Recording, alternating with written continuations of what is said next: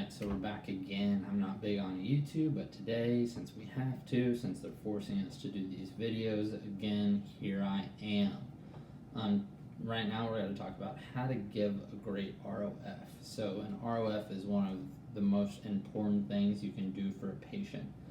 From what I've kind of picked up from docs, giving an ROF isn't something that comes naturally. It takes a lot of practice and is very individualized per patient. Now, with that being said, you can still give the same basic information, but you need to plan it and tweak it and use different verbiage based on which case walks in the door.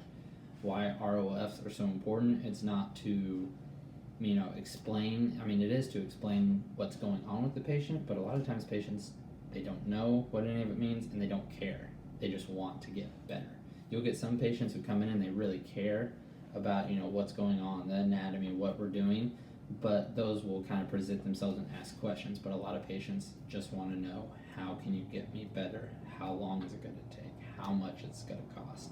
So again, this is one of those things that's important not only for the patient, but it's also important for, I'm blanking on the word, but retainment, I think is. So how good you retain patients, because what I find is a lot of people say, oh, my patient came in, they felt better after one adjustment and now they don't come in anymore.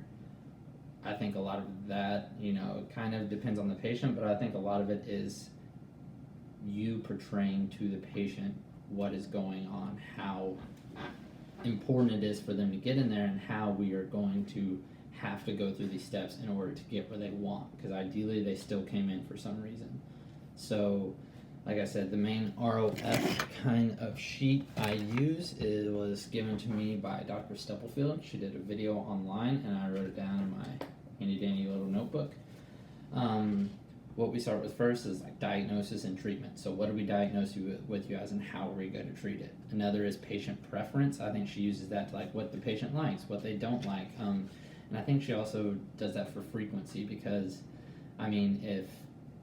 if you tell your patient, hey, I need you to come in 3 times a week for 2 weeks, and they're like, you know what, doc, I work Monday through Friday, we're only open here, I can only see you 1 time a week, so that's going to go on. Like, why write a care plan that they're not going to follow? We might as well write our care plan and put it in our notes that we had that interaction with the patient. Otherwise it looks like, and it just doesn't look good in my opinion. We need to make sure that everything's clear about what's going on. There's no point in trying to hide something like that. Another important factor is goals. We get kind of lost in these and OAT scores and kind of stuff like that. We need to make sure to give a good ROF, or a great ROF, great. We need to make sure that these goals are what the patient wants. While we can write in our own goals in terms of OAT scores and functional limitations, we need to make sure, like, what can we measure that the patient wants. Another is risk, which people don't like to talk about, but determining risk, telling patients that, they could be sore afterwards. They could not be sore. Never say they will be, because I feel like that saying they will be is kind of a bad thing to use, because then they're kind of scared of it. But always say you could be sore. So that way, if they are sore, great, you or doc, you understand exactly what's going on. And if they're not sore, even better, you got the magic hands, like they're feeling great. Another one's with the whole stroke thing. We're all good at that. We know how to explain that. I would just try to, again, correlate it with the patient, use it in words that they're going to understand. Don't scare them, and let them know that we cover all of our basics, and that if anything were to come up, we do a great job of documentation and due diligence to make sure that if anything even comes questionable, we're not going to treat it. We're just going to refer out and deal with it from there.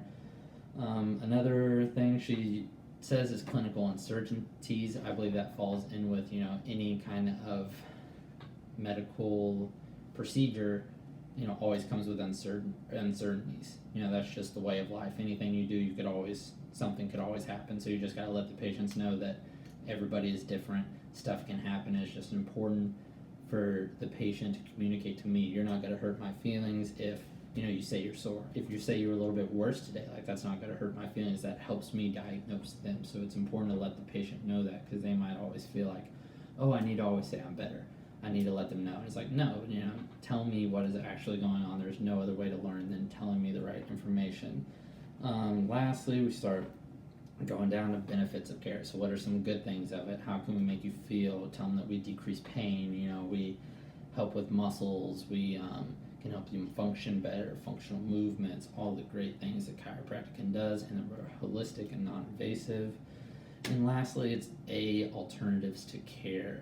Some alternatives to care, might be massage, it might be PT, it might be medical intervention. We just need to let them know that sometimes we can't fix everything. And I think it's important to let them know that we have to work together in a group. Always tell the patient, like, hey, I'm going to work as hard as I can on your case, and I need you to put in some effort. I need you as the patient to put in a little bit more effort. The body's a complicated machine.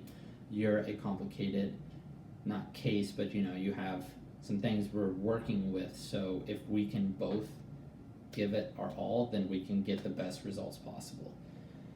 And then last but not least is Cleveland requires us to give us their pyramid. So I always let the patient know, because I don't memorize it. It's on every wall. I tell them as I'm going to get my signature, hey, while I'm going out to get my signature, go ahead and read Cleveland's thing on the wall. Well, that's it. That's my 5-minute video of how to give a great ROF.